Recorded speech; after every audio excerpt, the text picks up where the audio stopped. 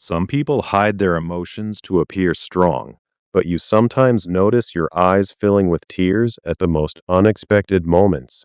Sometimes during an emotional movie scene, sometimes during a goodbye, sometimes in response to a surprise you never saw coming.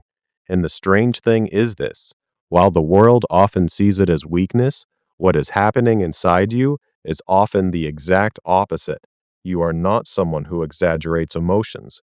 In most situations, you want everything to be completely under your control. You want to appear strong in front of others. This can be exhausting. You try to pull yourself together, but it wears you down. When your eyes fill with tears, you want to hide it and look away, but it still happens. Sometimes a song touches you. Sometimes a single sentence brings out the burden you've been carrying all day. Sometimes you feel a lump in your throat without even understanding why, and you wonder why this happens. Because some of the people around you seem to go through things much worse than what you've experienced and act as if they were never affected at all. It surprises you. You wonder how they remain untouched. You ask yourself whether they have no emotions, but you experience certain moments more intensely. You feel them more deeply. You carry them longer. And the interesting part is this: it may not simply be because you're emotional. This story usually didn't begin today. It began years ago. Maybe you had to grow up too quickly as a child. Maybe you spent your time trying to understand the emotions of the people around you. Maybe you were the person who sensed tension in a room before anyone else did. When someone was sad, you noticed it. When someone was angry, you felt it. When someone rejected you or ignored you, the impact stayed with you for a long time. Back then, you didn't think of it as a trait. You simply thought life was like this. But time passed, and nothing is the way it used to be. Now you're grown up. You're an adult. Yet that old vulnerability has never truly left you. It is still a part of you. You notice subtle changes in a person's tone of voice. You understand the reasons behind some people's behavior. Your instincts tell you when someone is lying and when they're telling the truth. Sometimes you understand what people leave unsaid better than what they actually say. This is where the past becomes the present, because that awareness you developed years ago has become one of the reasons you experience emotions so intensely today. Psychologist Elaine Aron calls this high sensory processing sensitivity. Simply put, some people's brains process information more deeply. They perceive sounds, facial expressions, emotions, and social cues more intensely. This is not a disorder. It is a different way of processing information. If you immediately sense people's moods, if small events affect you deeply, and if your emotions sometimes catch you off guard, the reason may not be that you have too many emotions. It may be that your brain processes details more deeply. But here's something nobody tells you: feeling more deeply doesn't only amplify sadness, it amplifies other emotions too. Love, compassion, connection, and closeness become stronger as well. There are positive benefits to this, but every emotion needs balance. Even love and attachment require balance. Giving someone more love than they deserve can mean investing too much emotionally. Excessive devotion can also reduce the respect others have for you. Balance matters.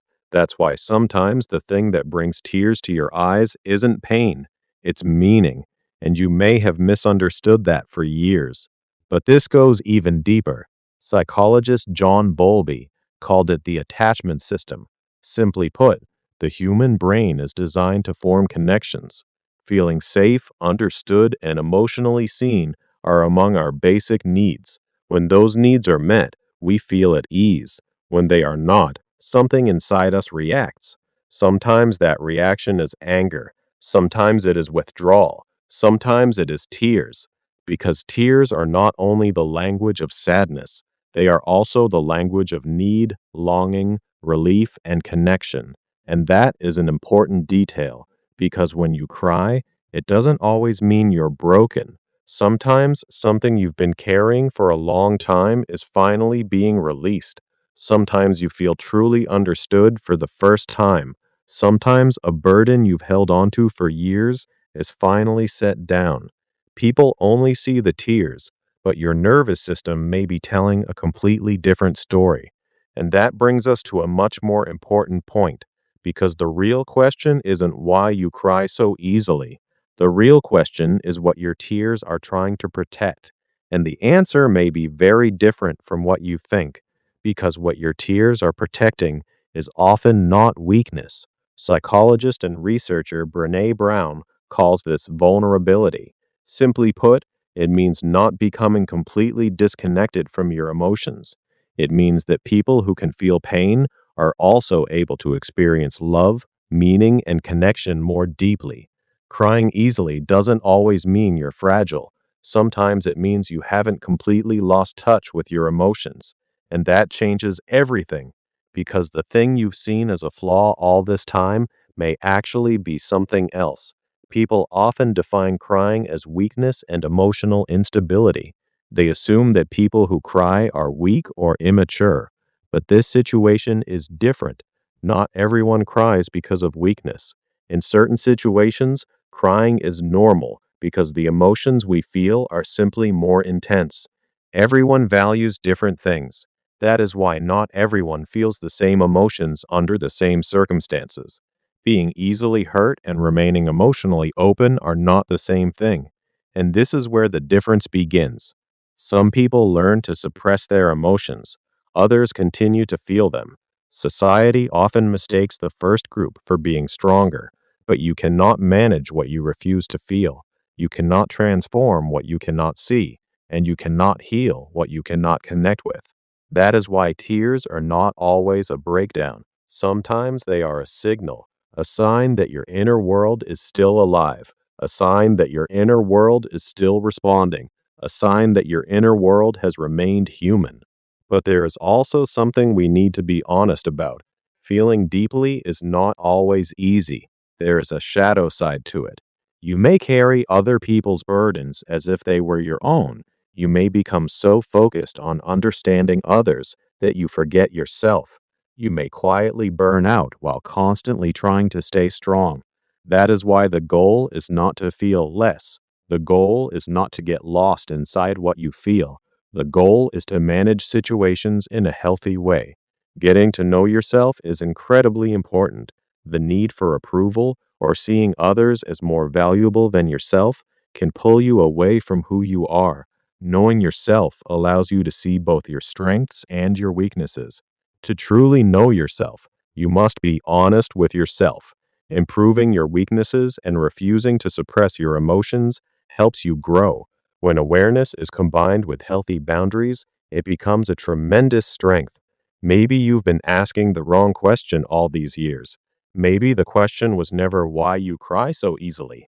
Maybe the question was why you've spent so long trying to hide it. Because some people survive by hiding their emotions, others transform by understanding them, and you've been transforming for much longer than you realize.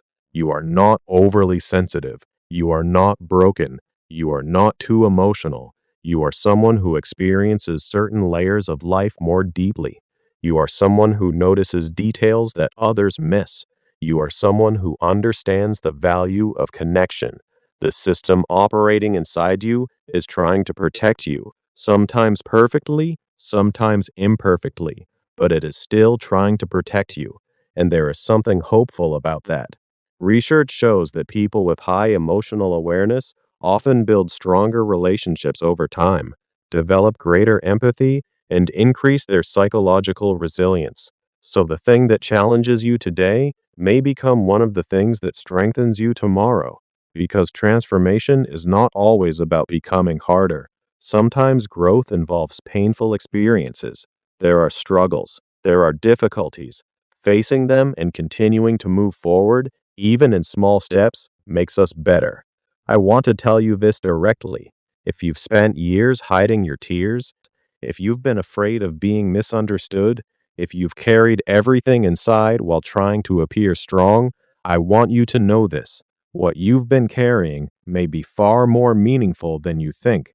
Maybe you've been too hard on yourself for years.